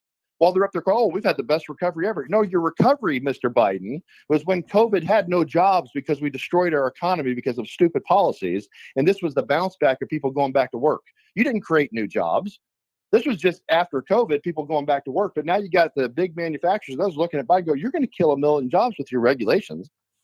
Nobody wants to think about the private sector, the consequences of the actions. Let me take off my rose-colored glasses for a minute and say, maybe, just maybe, that's by design. I mean, if you really wanted an economy where you could control everything and you wanted to protect the private economy at all costs, or the public economy at all costs, wouldn't it make sense to force out a lot of the private economy people and make sure that then you only had to provide, lesser? You didn't have people that were drawing on the government spend for that. Instead, you could just keep that government spend bolstering up the contracts and the other things and do everything else. You have to serve less people. And so less people actually benefit you in the long run because you have fewer people and to service. And so you could still spend the money, but you have to service less. I mean, maybe that's part of the plan. I mean, I'm just saying, maybe that's part of the plan. Maybe some people, Mike. I mean, who knows what's in somebody's mind? What's in their heart. I don't know. It's like I told people, it's hard to judge that or to know because people don't necessarily tell you the truth. I know that's a big shocker to your audience, that everybody's not always honest, but there is so much. You listen to Sullivan's speech yesterday, right? And I know not everybody likes Sullivan, and they got their issues. Nobody's ever going to be happy with everybody. That's just reality of the life we live. But, he had a message there that I thought was pretty good on part of it. And it was like the amount of opportunities, because I agree with him. And I've been saying this, you and I have on the program and others. There are so many opportunities in this state for Alaska to just be booming economically and be the Texas of the North if we would simply get government out of the way, right? Between the oil and gas industry, between the coal industry, when China's permitting 2 new coal plants a week right now, and we can't build a dam, a refinery, a pipeline, a bridge, anything in this state. And they can't dig a new mine. All these things we desperately need as a nation, right, for the geopolitics of strategy, both national security and international security. Look at energy, right? Mike Sullivan mentioned this. He was just sitting with the German chancellor, I think 2 weeks ago, he said. And the German chancellor was like, we were relying on the United States for our energy, natural gas, so that they would be a hedge against Russia. For those that say, well, I won't like what Russia's doing. Well, when you do your stupid policies here in the U.S., you Democrats or leftists or whoever you are, and you don't allow us to dig or to drill, well, guess what? You're giving that money and that power to Putin. You're giving it to Xi in China. You're giving it to the mullahs in Iran and Venezuela. Why? Because when America is doing it better and cleaner, because we do, and we're energy independent and we're giving energy to our allies, Japan, South Korea, Germany, et cetera, then they don't have to rely on Russia or China or Iran or anybody else, those BRIC nations working together, right? Because they can rely on us. But when the Biden administration actually shuts down permitting on LNG products to supply this to our allies, what do you think they're going to do, Mike? They don't have a choice. They have economies to keep moving. They have people to feed. They have houses to heat and electricity to produce. So without us actually being energy independent and producing these things here, which we could do hugely in Alaska with all the potential we have, then we can't. The point is we could be booming in this state. If the federal government would get on board with a state that would get out of the way and entice people to come up here, we could be producing new mines, rare earths and other minerals that we desperately need. We could be producing oil and gas. We're burning off gas on the North Slope and pumping it back underground.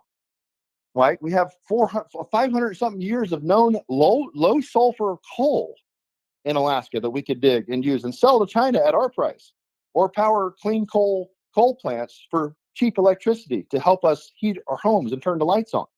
We have fishing and logging. There is so much potential in this state. There's military stuff coming in, talking about different things with the amount of government work, because we are such a strategic location. And it seems like people are starting to wake up to that. And what's happening in the Arctic with the deep water port, where we have commerce going through the northern route for a change. There are so many things that we could be doing in Alaska to boom and to grow our economy and to be just this massive stalwart of the North, right? That's a bulwark against Russia and China and the things that are happening, and providing energy security, which is national security, which is international security. But we don't. We have a federal administration that's just like anti-Alaska everything. Sullivan said, 56 or 57? We sat down and talked to him after the thing yesterday for a bit. Individual executive orders targeted Alaska. That's about as many as almost the rest of the states combined. Yeah, it is. He's not wrong when he says the Biden administration has a war against Alaska, right? And it's all about resource development and other things. And then right here, we can't make our minds up about what we're going to do, right? And move forward on the energy policy and a comprehensive fiscal policy that we need to provide stability so businesses want to come here and invest. So it's just, Mike, we've spent $1 billion of state money on the gas line in Alaska. We haven't put the first shovel in the ground to move dirt yet. No, but we made a lot of people rich studying the study that they studied before to study the second study that they put on the shelf you're not wrong, my friend. You are not wrong. All right. That brings us up to the next break. I get a whole segment. I know you get a whole segment now to say whatever you want. I mean, not that you haven't been saying whatever the hell you want to begin with, but here we go. We're going to jump into it. We're going to be back in just a second. The Michael Duke Show. Common sense, liberty-based, free-thinking radio. We return with more. And Mike Shower right after this.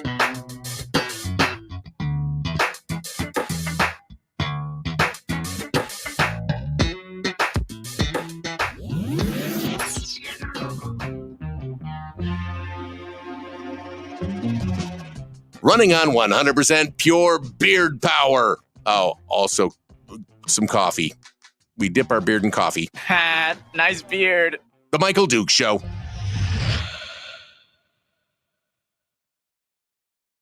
Mike Shower is our guest. I think that Barbara actually lays it down here. She says, or no, not Barbara. I'm sorry, Brian. Brian says, in general, the political class doesn't have to care about the private sector, as Rob Myers pointed out in his discussions of the economics of the state. But I'll proffer that the political class doesn't need to care because the private sector can't hurt them, not politically anyway. They treat the private sector in the same way one would treat a yapping dog. I think that pretty much sums it up right there in a nutshell. Well, I mean, yeah. And think about it in this sense, Mike. The private sector could have massive influence on the elected officials in the state if they would only step up and do something about it, because they tend to want to be nice to everybody and they don't want to make any elected officials angry that might, maybe vote against policies or, for policies that hurt the private sector or their business. I mean, it's that little bit of thing, right? Tail wagging the dog. It is, if the private sector would step up and get involved politically to the effect of supporting or opposing elected officials that were going to hurt the private sector, then they would have influence. If they would support PACs, if they would look at, officials and go, if you support this stuff, there's no way we can support you. We're going to look for a better candidate.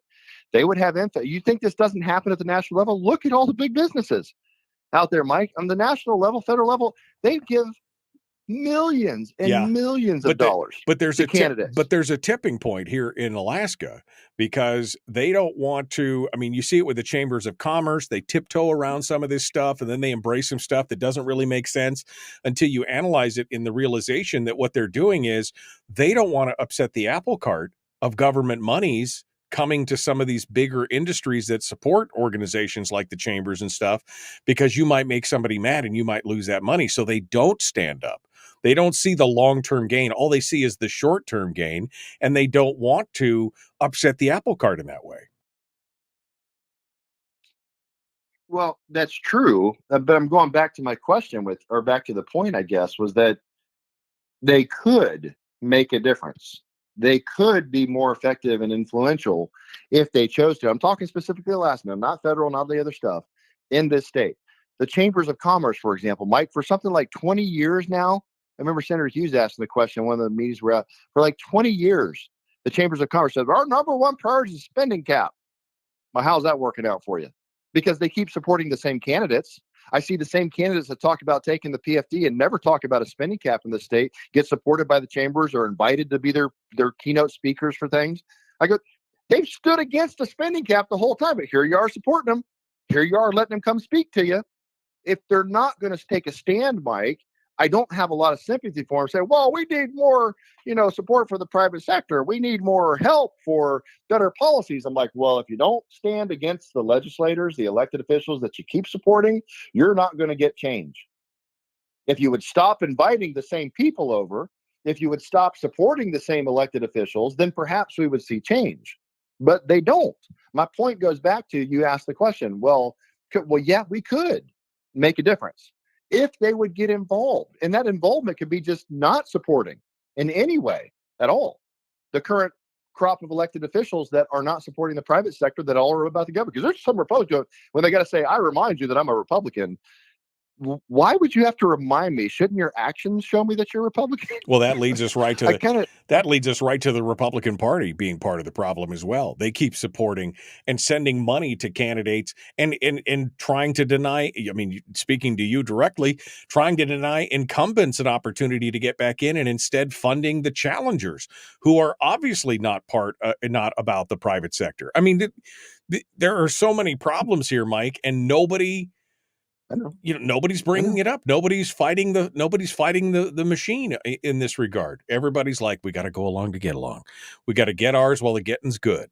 One day it'll stop. Yeah. But until, it might, maybe. But you gotta, sometimes there is that point, right, Mike? Sometimes you gotta have that crash and burn before the phoenix rises from the ashes, because you get rid of you burn off the chaff, right? The chaff and the wheat. You gotta throw it up and let the chaff be blown away. Sometimes it has to happen. I'm not talking about like burn the nation down, but sometimes you have to hit rock bottom, right? Like an alcoholic.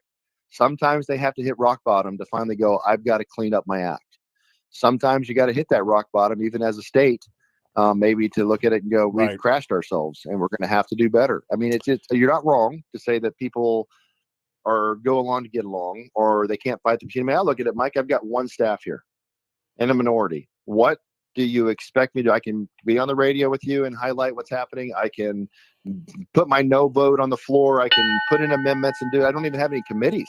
Right. So it is hard to make the difference when you're one small cog in the wheel against a pretty big machine. So it's a daunting challenge. Doesn't mean it's not worth fighting. What's your topic in the next segment? Give it to me quick. I don't know. Let's talk a little bit about some of the stuff Sullivan brought up. That's a recent one from yesterday. All right, we'll do that. Mike Shower's our guest. The Michael Duke Show. Common sense, liberty-based, free-thinking radio. Let's go. Here we go.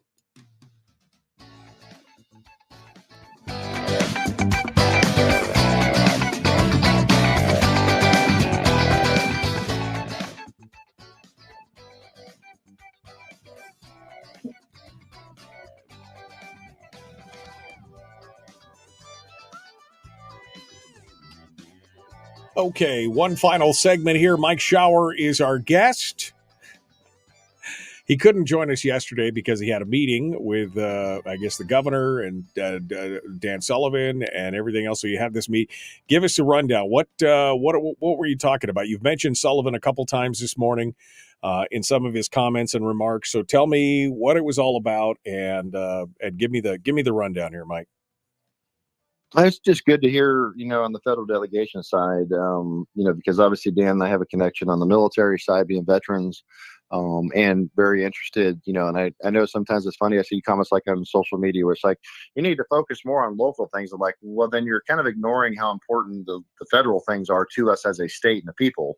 It all affects us, right? I mean, you got local issues, but you got national and you have international ones. And so you should, although we have very limited ability to do that here in Juneau, we don't have a lot of people that kind of think that way. We should be discussing these things and thinking about them because they do affect us. And so Sullivan brought a lot of that up because that's, of course, the level he's talking, traveling all over and, a lot of time with our allies overseas and here and the bigger issues. Some of the things he brought up were, which is why I mentioned it a little bit earlier, is the opportunities. He was trying to be very optimistic. There's things you can just, swirl down the toilet bowl pretty easy on, but he was trying to, strike an optimistic tone, which I appreciate. And, he was talking, for example, and he made this very pointed comment when we were discussing later about the bill for funding what has, he said, unfortunately become about funding Ukraine. He's like, he's taking a lot of heat from conservatives. He's like, I wish we would have not named it that or allowed it to be. He's like, because about 60% of the bill is directed at rebuilding the production capacity for the U.S. military, building ships, submarines, weapons we're running out of. Like he said, 155 millimeter shells. He brought it up like 3 times. He's like, we're running out of them. He's like, the Russians just got, 1 million of them from North Korea because they've run out. And he's like, but we're literally running out of the stock. Like we're rationing the shells. Probably not good. And a lot of other issues he brought up. But the point is like most of that funding of that bill was directed at the U.S. military, not to Ukraine. And then he said there was another portion. He's like, he was bringing up the roughly 27 or 30 senators that voted against that bill. And he said that they had some really good points. He's like, he just decided that it was more important to, vote for the bill and pass it because of the money that was directed at the U.S. side of it, not what was going on in Ukraine. He's like, he has his, pros and cons for that. But he said that he didn't have any issue with the guys that voted against it. He said because their thing wasn't about the money for the U.S. and some of them, oppose what's going on in Ukraine. That's fine. But he said it was about for them the border. They wanted the border money in he's like, because he did talk a lot about this absolute disaster, which is going on with the Biden administration on the southern border. And he said that they wanted to see that and it wasn't included. So their vote was a protest against the fact that that's not being included. And that's a valid concern. He said, he said it was one of those things that made him go, oh, it was like always the lesser of two evils, right? Dan's choice was not provide, about 60+% of that funding to the U.S. military that desperately needs to start restocking and rebuilding certain things. And the money for the southern border wasn't included. So, of course, negotiations with the House. So it's just interesting to hear more of the story because as always, people say, well, that's one thing, and they get mad about that one thing. Like, well, do you know the rest of the things? Because it's never that simple here in that case, because there's always something that's Christmas treat or some unintended consequence or something is not talked about. And you go, yeah, but if I don't do that, then I hate the children. Right. They always put you in this boat because they're not stupid, Mike. They know how to set it up. Yeah. So it makes it hard for you to not vote yes. Right. Exactly. Because there's something you want, like in the education bill, right? And it's like, come on, man. Well, just make it simple, but we never do. I'll be honest with you. The one problem that I had with the whole thing with the Ukrainian aid and all that kind of stuff is they were proposing to give Ukraine more money than the Marine Corps budget. The Marine Corps budget's about $53 billion. And they were going to give $60 billion to Ukraine. And I'm like, okay, wait a second.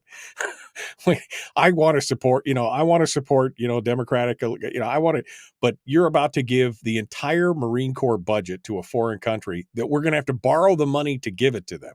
That's a problem. Yeah.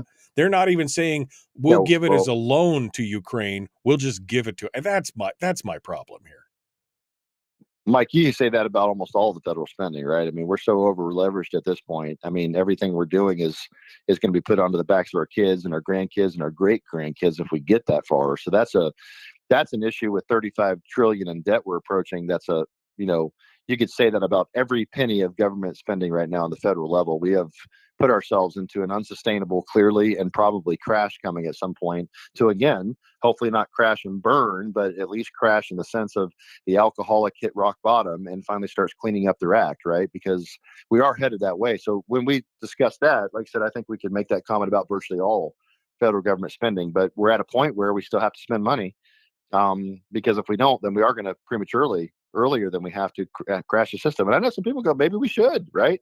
Quit kicking the can down the road, just do it. But there are, again, like always, you have to consider the consequences to that, because if we falter like that, that's going to create a cascade effect around this planet that who knows what's going to happen. And what will China and Russia and Iran do at that point, right?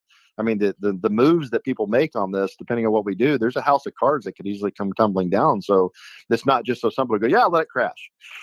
Yeah, I don't know. I'm not a fan of, the debt we're spending and where we're at, and we should start reining some in. But oh my gosh, what do, right? We have set ourselves up so precariously that every move we make could have ripple effects that could be disastrous, like the southern border. What did I just read this morning or last night? I think on the southern border, it's been more illegals have crossed the border in Biden's administration than the population of 36 states in this nation. In just his, three and a half years. I can't believe that people are just turning a blind eye to this, Mike. It is inundating us. It's happening in Europe too, to countries there that are being completely and utterly inundated by illegals that don't care, aren't part of the culture, aren't interested in becoming part of the culture. They're just going there to get what they can get and then turn the culture into where they came from. That's literally what's happening. I have no problem with immigrants that want to come here and learn to be citizens and come here to be a part of a American culture, of the values of a republic and law and order and working hard and all those but that's not what most of them are doing. We know that. And we also know there is a significant percent of them that are coming here that are criminals released out of Venezuelan jails, for example. That's been proven. We know that's happened. That are members of cartels and drug gangs that are coming up here and using this as an advantage to get placed into places. We know there are foreign actors and terrorists that are part of it. Is it millions? No. Is it thousands? Yeah. Thousands matter, Mike. Imagine if just 1,000 terrorists placed across this nation that do a coordinated attack like October 7th, like Hamas did in Israel. Imagine that to that scale in our nation, what that would do. That would dwarf September 11th and what happened. I mean, so everything has consequences for what we do. And the Biden administration and Democrats' absolute refusal to do anything about the border is, in my opinion, criminal. Yeah. They're breaking the law. They're not enforcing border policy. And what Texas and Florida are doing, sending these sanctuary cities, I'm laughing. Not because it's funny. I'm laughing because they're getting what they deserve. They were all about, I saw a meme the other day. It was really good. It was, that they have that gray-faced person that's like the left, crazy person. Right. And there was the one, and it was like New York City. You can see in the background, and they're like, you need to take these people in, right? And it shows the person, that gray-faced person's all like, sitting on the high moral ground. And it was a picture of Texas, saying, we're struggling. And then the next picture was showing Texas with all the illegals going to the sanctuary cities. And that sanctuary had that screaming face that they have, that's crazy. Right. And it's like, that's the double standard, isn't it? Right. It's like the sanctuary cities in San Francisco and Portland and Oregon and New York and Chicago and everywhere else run by leftists, all blue cities, right? All Democrat controlled. Oh, Texas, Florida, you guys need to take those people in and handle it. But as soon as they start busting them north by the hundreds of thousands, those cities like, we can't handle this. This is a terrible idea. I'm like, really? Interesting, isn't it? So it's amazing. Something? One rule for thee and another for me. Less than 60 seconds, Mike. Final thoughts for today. Oh, I think we've said enough. It was good to hear from Sullivan. There's a lot of things going on geopolitically. He's got a tough battle in front of him, obviously, in Congress. Imagine the Alaska legislature on steroids. Oh man, times, about 4. Yeah, that would be an exercise in pain for sure. All right, hold the line for a second, Mike. Folks, we're out of time. Congratulations to Paul, to Daniel, and to Barbara. You all won tickets to the Prager deal. So there you go. We will see you guys tomorrow for Firearms Friday. Don't forget Dennis Prager. You can get tickets at akfamily.org and check it out there. We will see you guys tomorrow. Have a great day.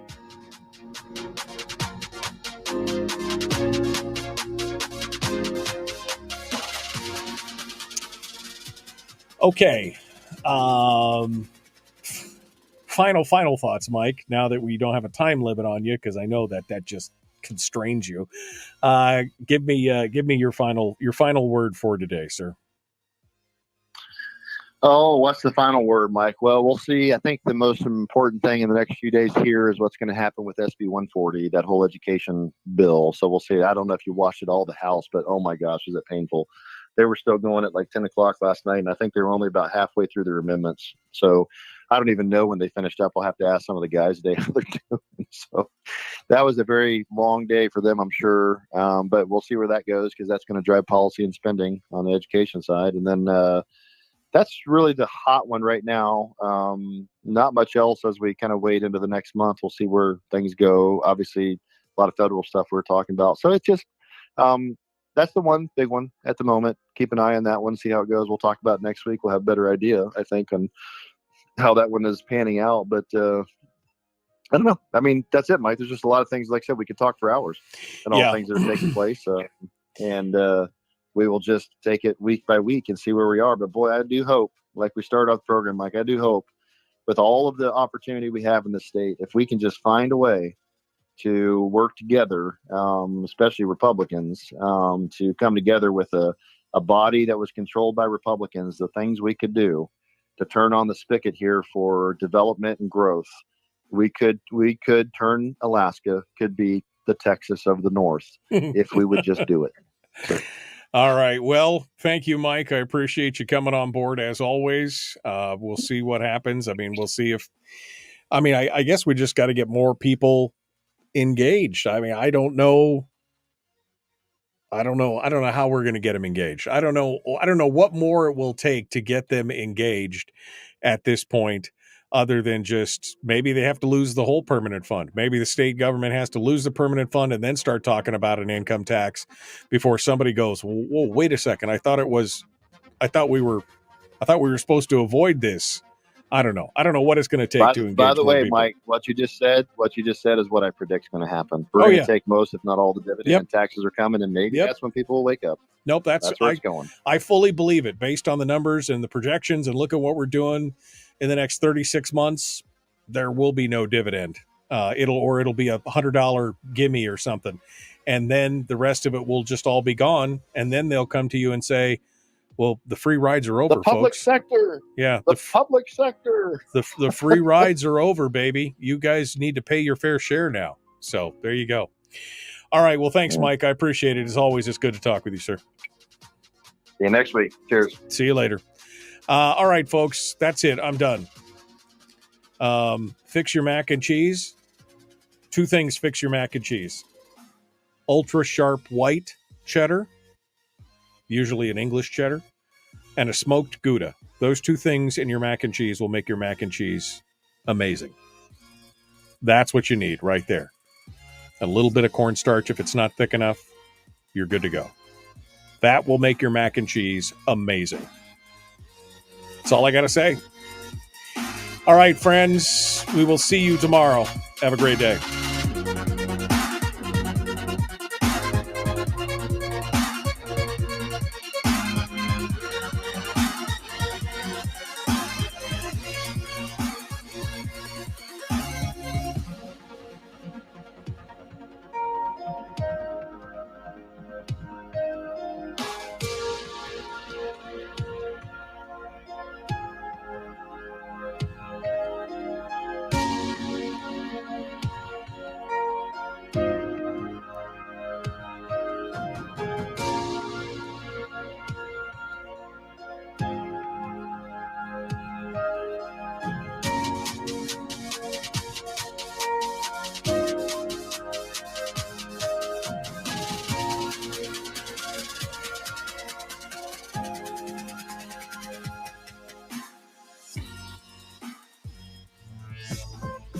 We've shed our terrestrial radio skin, and now we are slimy lizard internet people. It's the Michael Duke Show.